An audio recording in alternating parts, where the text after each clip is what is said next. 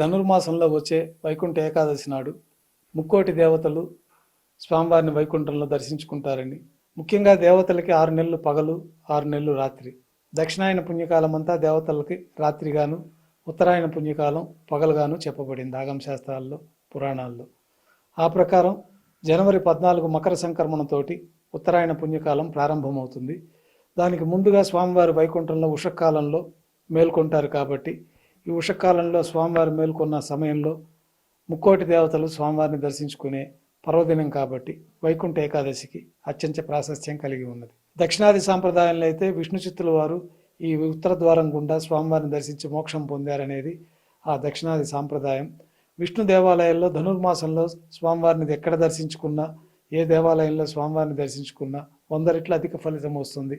ధనుర్మాసంలో చేసే పూజలు కూడా మామూలు రోజుల్లో చేసే పూజల కంటే ధనుర్మాసంలో పూజ చేస్తే స్వామివారి అనుగ్రహం కలుగుతుందని గోదాదేవి స్వామివారిని అనుగ్రహం పొంది భర్తగా స్వీకరించి ఆ యొక్క కార్యక్రమం కూడా ఈ ధనుర్మాసంలో జరిగింది కాబట్టి ధనుర్మాసంలో విశేషంగా విష్ణు దేవతార్చనలకి భక్తులు ఎక్కువగా వస్తుంటారు.